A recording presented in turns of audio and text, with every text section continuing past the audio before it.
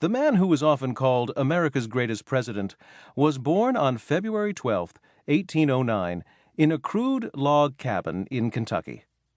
18 feet long and 16 feet wide, it had a dirt floor and no windows. His father, Thomas Lincoln, was hard-working and quiet, and famous for his honesty. He'd had little schooling, just enough to sign his name.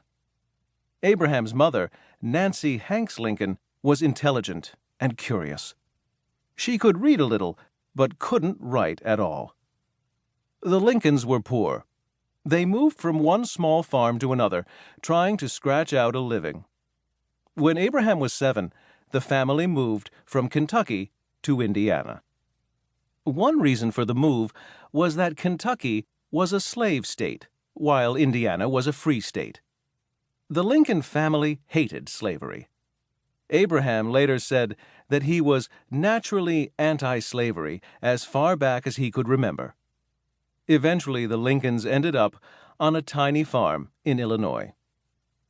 Even as small children, Abraham and his older sister, Sarah, worked hard. Abraham was tall and strong for his age. By the time he was 8, he could pick up an axe and split wood as well as any man. He also helped with the plowing and harvesting, but not hunting. When he was 7 years old, he shot a wild turkey and discovered that he hated killing things. When Abraham was 9, his mother died. It was a terrible loss for him and his sister. Thomas Lincoln couldn't raise the children by himself. Their home was miles from most other people, so he went back to Kentucky and returned with a new wife. Sarah Bush Johnston was a widow with 3 children. She brought her furniture with her: real beds, a table, and chairs that seemed like amazing luxuries to the Lincoln children. Much as he missed his own mother, Abraham quickly came to love Sarah. She encouraged all his interests. He called her Mama and was much closer to her than to his own father. Because of Sarah, Abraham remembered his childhood as a happy time. With so much work to do, there wasn't much time for schooling. Anyway, out in the wilderness, there weren't many schools.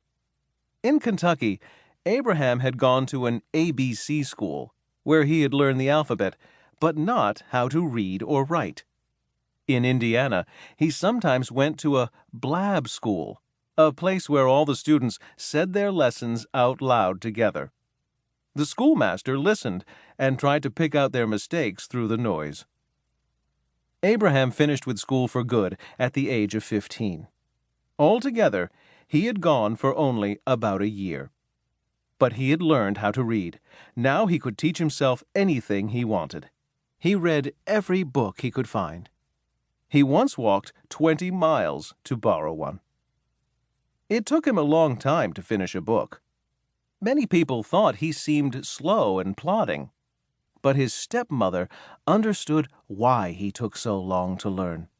He wanted to be sure he really understood everything.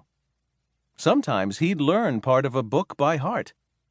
Because paper was expensive and hard to get, he wrote out passages on a piece of wood. When the wood got so black he couldn't see what he was writing, he would shave it off. Then he would start over again. People liked Abraham. He was so good at telling funny stories.